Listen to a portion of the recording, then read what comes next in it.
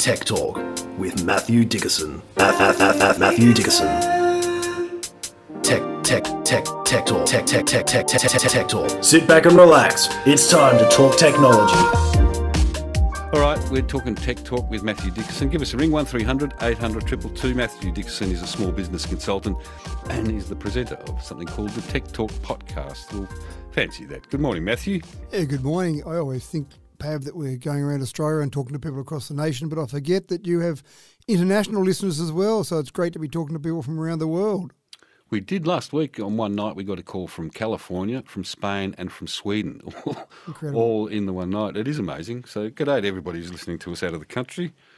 And what is incredible, obviously, is back in the old days, the airwaves didn't quite take ABC around the world, but now we've got this little funny thing called the internet, which does take it all around the world. We did a thing the other day. We were talking about Morse code, and that was interesting. Do you know the Morse code crew all get together? They have a day of the year. Do they? Good on them. Oh, It'd be great. an interesting conversation, wouldn't it? It'd be lots of dots and dashes in those conversations. There'd be a bit of that going on. They call it the night of something or other.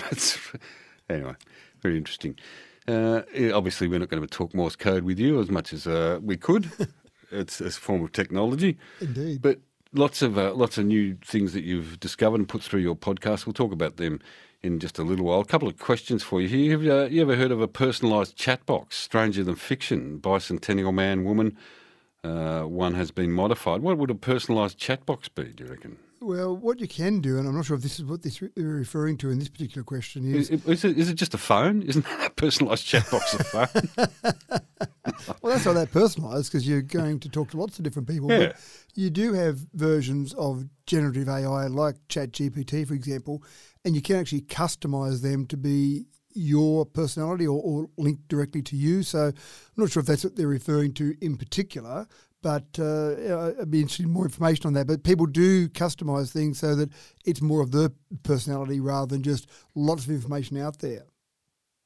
Just a text here from Gary says, could you ask Andrew, I tried to get a Wi-Fi network and they asked for a password. Where do I get the passwords?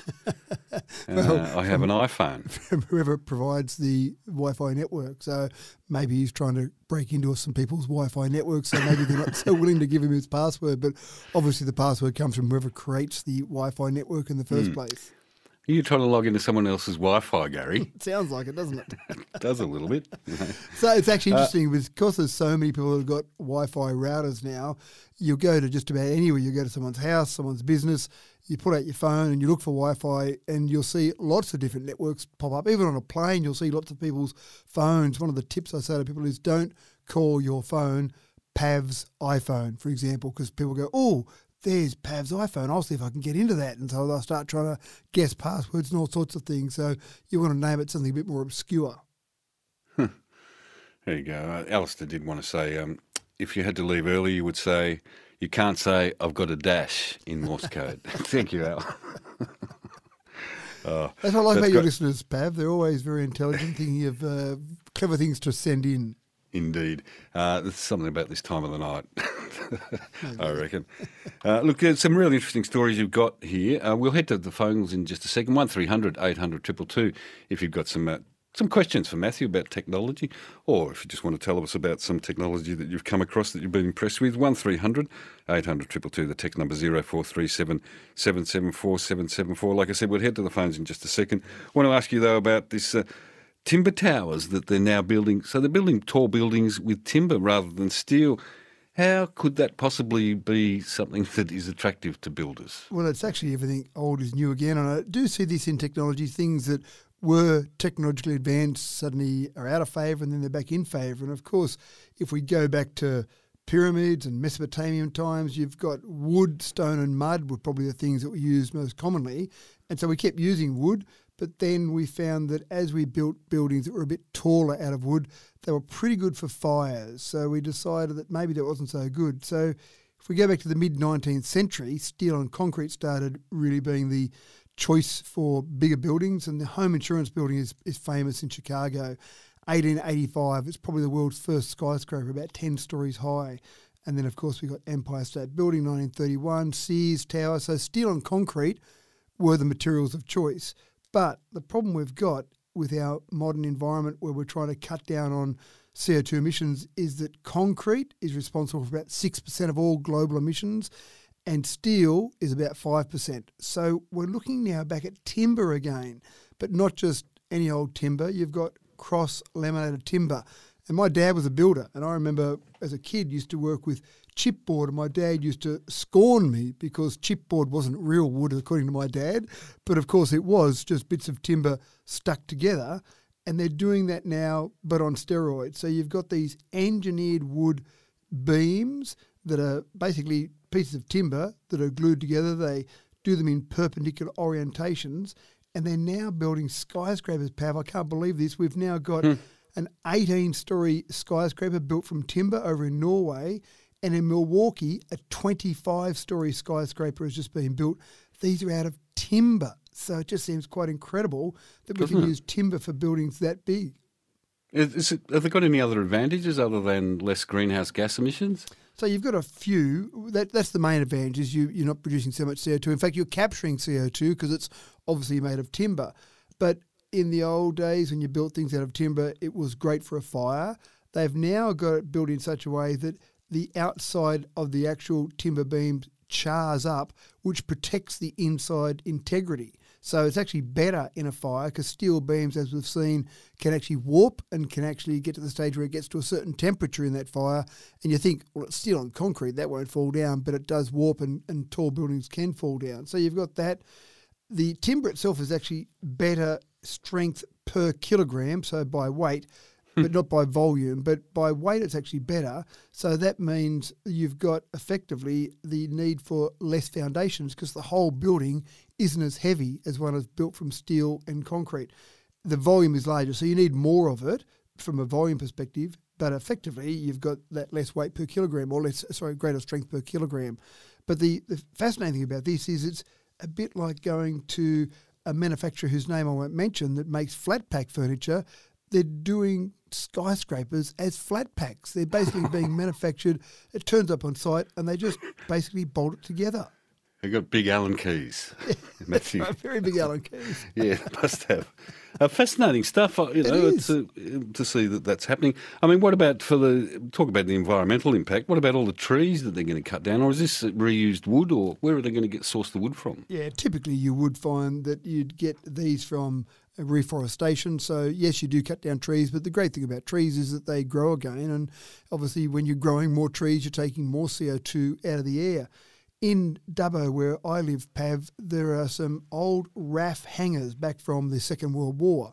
And my dad had said before he was a builder, he was involved in the construction of those RAF hangars, but they were a bit like a Meccano set. I remember talking to him when he was going through showing with them one day, and basically they turned up all these pieces of timber and they had to bolt them together in a certain way. So this is the same sort of thing that's happening with these skyscrapers. They're basically turning up as flat packs with instructions on how to bolt it together. I hope you've got some people with some good skills to bolt them together, but that's effectively how they're going. So I was quite fascinated by this concept of taking timber and basically building skyscrapers from it. I'm fascinated by it too. I've got a really interesting question from James here who says, what about termites? Well, they have managed to get to the stage where they've got good resistance against termites with modern timber, but also good treatment against termites as well. So you probably don't think about termites in a skyscraper, but it's something worth thinking about. Yes, you'd want to hope that they've got that. Let's head to the phones, 1300 800 222. Give us a call. Amber has rung from Parramatta. G'day, Amber. Hi, Pav. Look, I just worry a lot about the way the world's going because a lot of people are really struggling now and they're getting the idea that they need a quick get-rich-quick plan, you know, and you look for easy outs, unfortunately, and people are, you know, sort of a bit desperate at times. And I'm wondering with AI and the consequences of that and how it can be misused and how it can escalate. So how do we stop that kind of, you know, misuse and problem? Because it's, you know, when we're not getting any better with ourselves, when there seems to be an easy way out, it's always a bad way. Yeah, we take the easy road rather than the hard road. I see what you're saying there, Amber. I mean, AI, a lot of dangers with it, a lot of benefits too. So I noticed, Amber, thank you. Look, there's a story here going around about Tom York from Radiohead have joined thousands of creatives in an AI warning. So 10,000 signatories to a statement from creatives in England and across the world, a warning of the dangers of AI. And there are, and I suppose it's those creative industries that are under the most threat. There are a number of stories we'll talk about in the farm sector that you've pointed out how helpful AI is being. But do you just want to comment on what Amber said there, Matthew? It's certainly a problem and also a huge advantage. And I had a perfect example the other night, Pav. I was doing a bit of programming. I still like to keep my hand in and do some programming. And there are sometimes it's actually easier to use AI just to write a bit of initial code for you to do some of the initial work. And I'd cheated, if you like, and I'd used AI to do a bit of programming for me. And I had this very strange error that kept coming up, but I was scratching my head and I looked at the code and it was right. And finally I worked out the problem was that it hadn't accounted for the fact that you could have the 29th of February as a date of birth for someone. Now, again, it took a little bit of mucking around, a little bit of troubleshooting for me to do that. But with AI, you just thought, hold on, did you remember that 29th of February is a valid date every 4 years? So you think that AI knows everything, and you can make that assumption, and I made that assumption, Pav, that it would surely know that 29th of February was a valid date, but it didn't recognise that as a valid date in the code that it had written. So as much as we like to use it, it does save us time. There are advantages to it. It can be used in ways that we don't think about, but I think what Amber's more talking about is there are people out there who are using AI definitely for scams, using it to write English that's good English rather than we see some scams in the old days where it's very much broken English, and that was a bit of a red flag. But people are using AI for devious means as well as using it for good means, and I think that's just human nature. I think it's difficult to stop that, Pav. I just think the way to stop it is to say to people, be nice to each other, but that hasn't really worked in history. No, it hasn't, Amber. We get your point there. I think it's well made. Thank you. But, the thing is, we need to, I'm nearly 70, so I've been around for a little bit, and I've just seen how technology and how opportunity, there's always unintended consequences.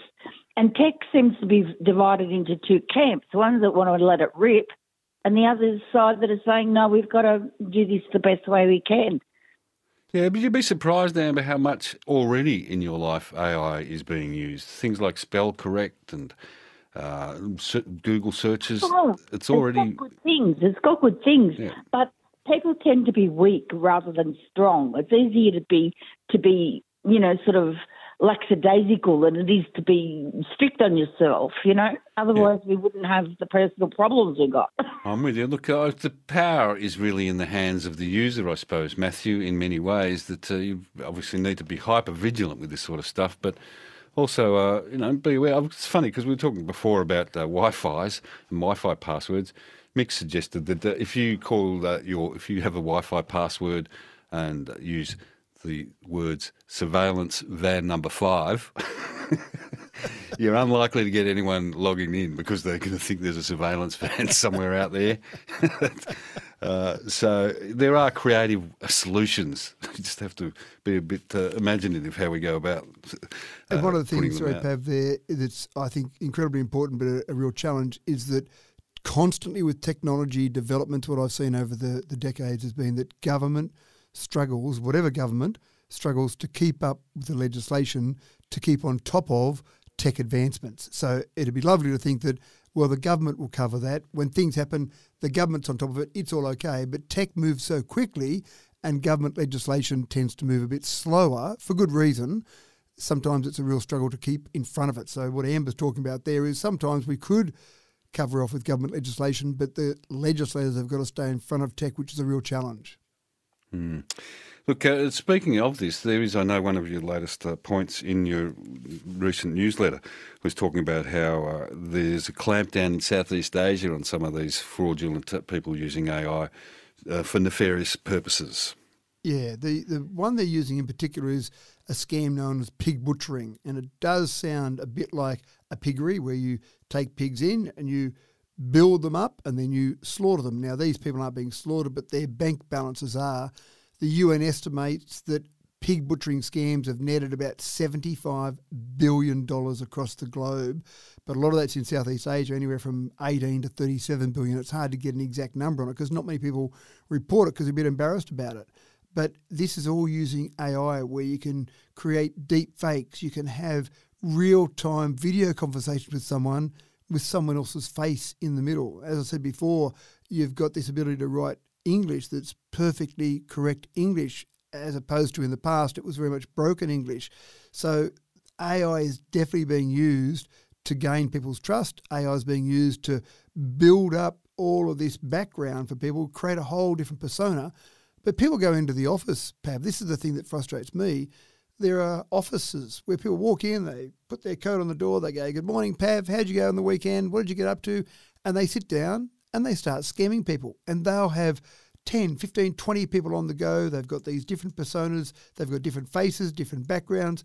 They're having these conversations, but using AI to generate all of this. And then finally the hit comes when they'll say, "I'm investing in this great crypto scam. Gee, I'm making great money out of it." They get you to invest a little bit, you get well with that a bit more, and then finally you put a bit more in, and then they disappear. So it's a terrible thing that people do, but they go very well at building up trust with people. Interesting stuff. Yeah. We're talking to Matthew Dickerson this morning, business consultant and presenter of the Tech Talk podcast, all about some of the fancy new gadgets that are available and about AI. If you've got any thoughts, give us a ring. 1300 800 222 is the number to call, or the text number 0437 774 774. Mick here, the producer, is just telling me, Matthew, all about this passive-aggressive Wi-Fi wars between neighbours, that they're sending each other messages by constantly changing their Wi-Fi names to things like "stop slamming the door," "stop running," "stop shouting," "stop playing loud music." So there's one way, one creative way of using your password. I haven't seen that, Bab, but I do like it. I like the concept. Yeah, I think you'll be using it from now on, probably. Look, I've got here, could you please give the details of the duet you played about 15 minutes ago with the lyrics "You Got Away With Words"? Fabulous song. It is a good one, Dawn. It's Minor Gold, they called, and it's Tracy McNeil and Dan Parsons. Also, just quickly on a side note there, Pete from Wisconsin, thank you for doing that, who has contacted Tom in Delaware and left a voice message, so hopefully we'll hear back from Tom shortly. All right, I've got this question. Could you ask Andrew...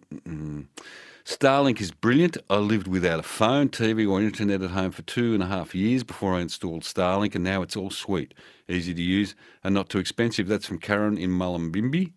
Starlink, it's everywhere, and obviously is getting into places better than other technology that we had. And just on that, I've got a lot of people sending us notes to say, I think the isolated areas of Australia will be less connected with 3G, which is turning off in 4 days. Another question here also about the concerns about the 4G or the 3G network being turned off. Is Starlink, here Matthew says, I heard 3G was shutting down in August. Well, it's actually October, and I had to buy a new phone that switches between 3G, which doesn't get any internet, and 4G that does, but when it suits. Is there a 100% date when I will have only 4G, getting rid of these merry-go-rounds, says Joanne Grafton. Do you know much about the 4G rollout, Matthew, and the winding up of 3G? Yeah, definitely. And you're right, people are a bit confused because the shutdown date has been pushed back several times now. And of course, you've got 3 carriers, and the shutdown dates for the 3 carriers have changed on an almost ongoing basis.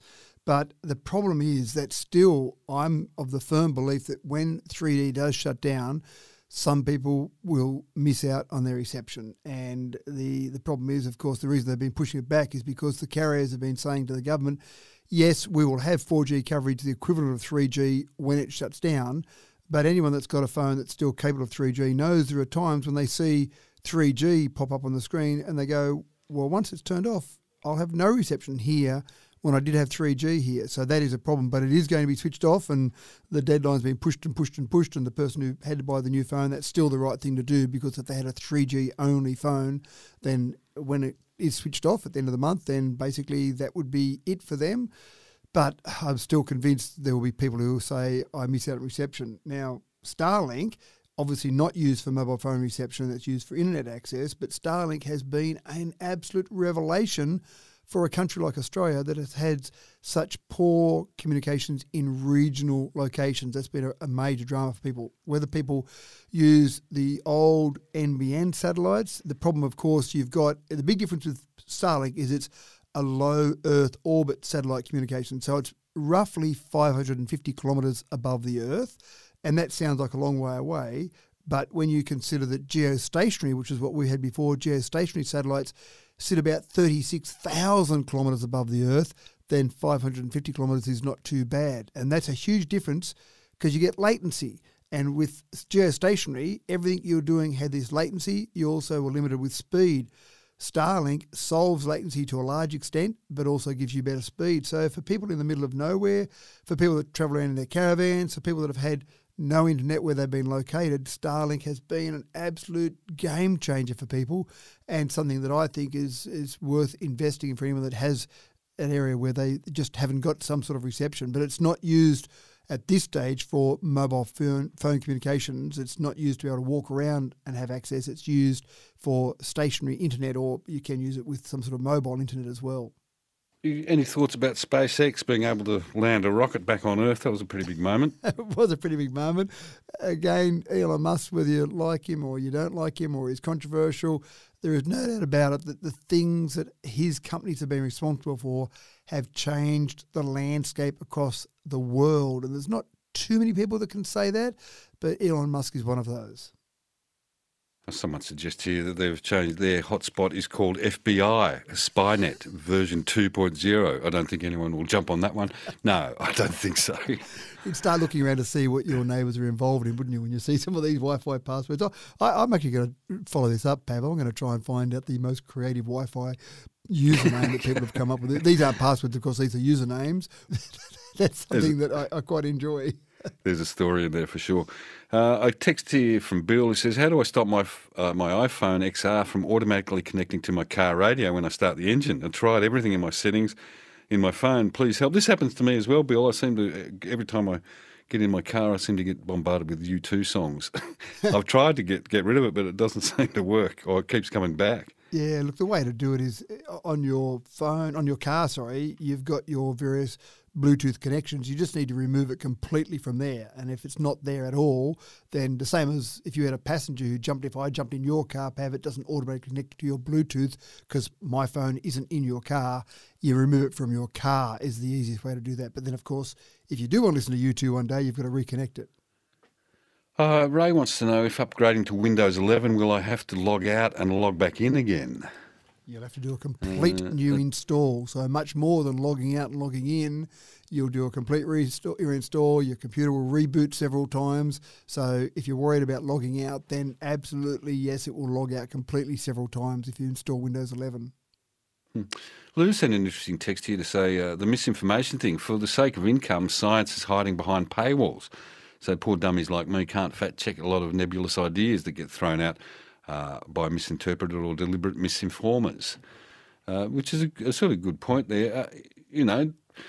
I mean, the internet, the Wikipedia is there, but I believe it's the only non-profit site in the top 10 on the internet. So, most of the internet it's driven by commercial interests. Yeah, it's a challenge, isn't it? Because we want paid journos, Pav. We want experts. We want people that are skilled and have the experience to go and do the work to make sure they're fact-checking and doing the research. But, of course, they need to be paid. And apart from the ABC, which obviously has a good funder in the government, then the way for these different organisations to be able to pay their employees is to pay for the content. So if you try and marry all that up, it's quite difficult to get to the point where you've got a free service. And, of course, even Wikipedia often asks for donations. So to get a free service that's got good, skilled people that are paid good money to actually do the research, that's a bit of a conundrum, isn't it? Indeed. Look, Lee actually says, Starlink is brilliant. I live in rural Western Australia. Satellite NBN was useless. Starlink has been a game changer. I can even stream your program now, says Lee. There's another vote of confidence for Starlink. Yeah, and even people that travel in caravans, Pav, they've got Starlink Mobile now, where it's basically a mobile device. You'll get to a caravan park and you'll then reconnect to it, for example. But just being able to travel around, that's a fantastic change for what people can do with their holiday time, their camper vans, all the rest of it. I had a very funny incident recently where my wife did a hike in New Zealand and there were some people from Korea there, and two of the people from this party of people from Korea, their job was to carry the Starlink satellite and equipment while they hiked. So each night when they got to camp, they'd set up the Starlink satellite so the boss of this group could continue to do his work as they went along this trek that was definitely out of any sort of mobile phone reception. So people are using it in all sorts of strange ways. It was quite heavy, so the two guys who had the job of carrying it, apparently there was a pretty tough job for them. Yeah, as you say, what your thoughts about Elon Musk are sort of irrelevant, really. The technology is just moving ahead so fast. Tony says, what is the impact of carbon fibre? I assume that's in reference to building the skyscrapers out of wood.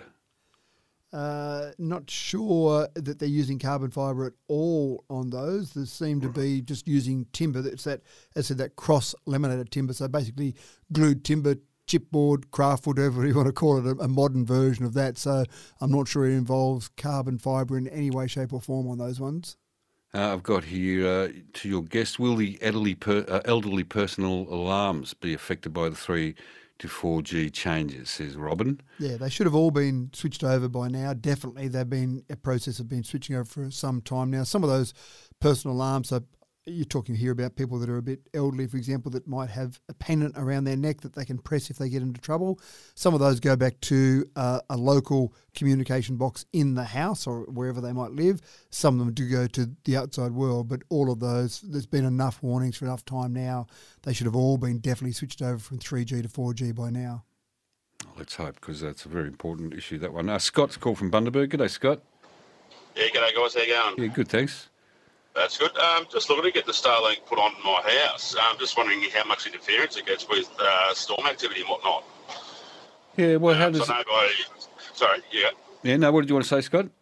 I was just saying with we've got just ADSL internet. We can't get NBN where we are for the house, but just wondering, is it worth getting Starlink, and how much interference do we get if we get windy days or storm activity? Do you know that, Andrew?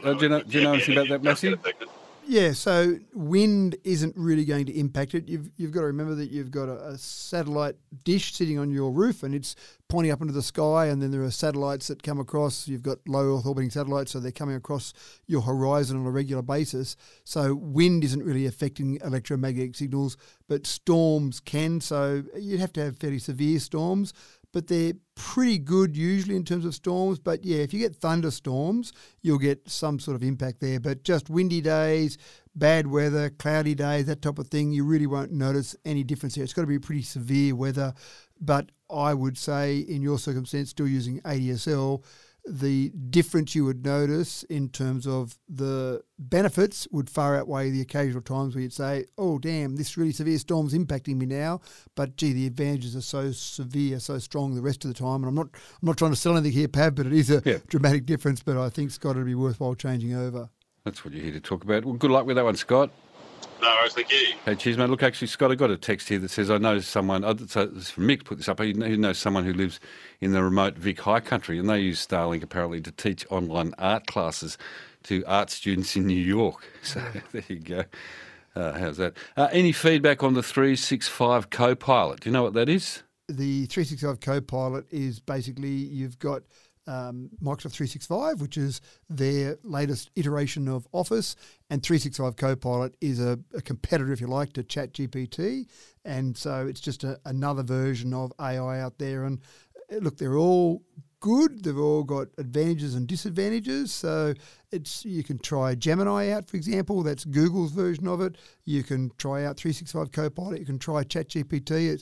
It's worthwhile playing with it. Some people want to bury their head in the sand and say, I don't want to know about this. I don't want AI to take over. Unfortunately, while you've got your head buried in the sand, things are moving on. So I think it's worthwhile playing with all of them, and I do play with a few different ones just to see how good they are and see what they're doing. I had a real fun conversation the other day, Pav. I was actually asking ChatGPT a few questions about something, and it kept answering me as if it was saying us, as if it was one of us.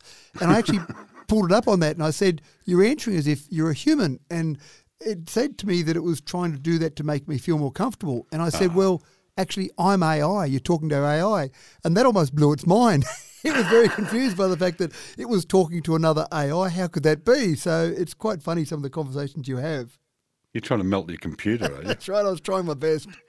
Fascinating stuff. Look, yeah, and we've heard all sorts of stories about that, how that can sort of backfire on you. We'll just quickly head to Donald for a chat. G'day, Donald. Morning, Pav. Hi, Andrew. It's Matthew. Matthew, it is. Oh, Matthew. Sorry, my apologies. I was just going to ask about something that intentionally has become a huge library for all of us is YouTube. I know a lot of people stick their own rubbish on there, but if you want to learn how to do something, we all just go to YouTube and ask it how to string a guitar or something like that. What happens to YouTube if is it in a box somewhere? What happens if it shuts down one day? Are we all going to, or is it forever? Is it endless?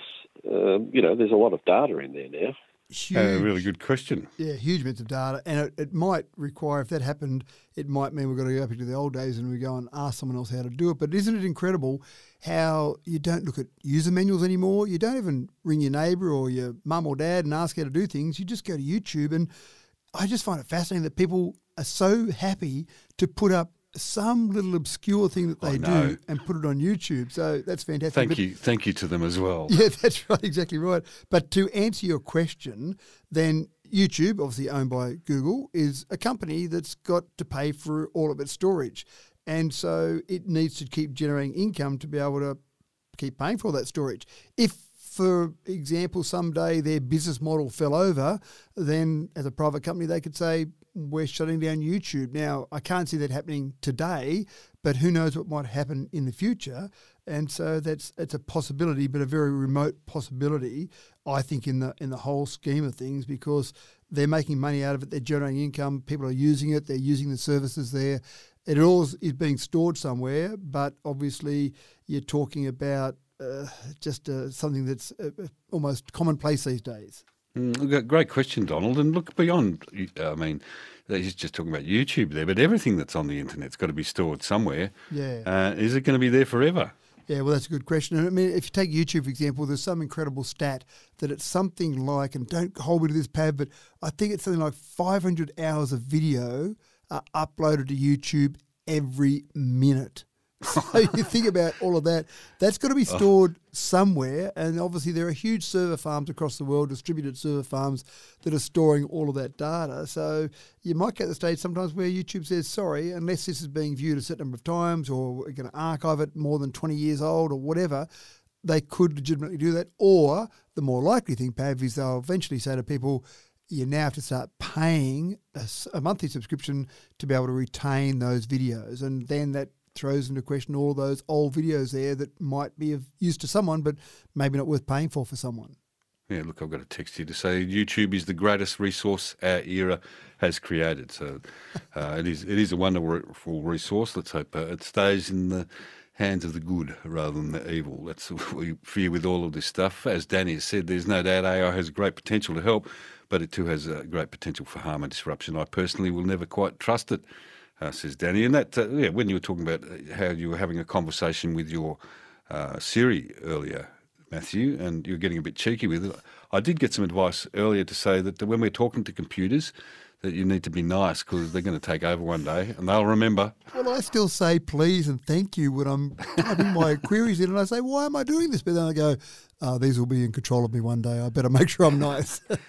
Just quickly, Carolyn has said, how do you dispose of an old iPad? There are e-green collections, aren't there, at your local council, most councils? Yeah, that's right. You'll go into a local IT store or your local council and you can dispose of IT in a green way. And sometimes they'll go and recover a lot of those materials from that process. So definitely you won't get paid for it, but there is some potential that might be reused. Yep. Look, there's an interesting thing in your newsletter about algorithms and AI being used in agriculture, and it's such a fascinating amount of things, everything from water to livestock feed to cows actually being able to milk themselves. AI developments in agriculture are just phenomenal. I'm going to take that up with tomorrow when we talk to Warwick Long in our rural segment. So look forward to that chat. But, yeah. There's a whole Thank you, segment we Matthew. could do on AI and ag. It's incredible what's being used out there. Farmers are very much early adopters.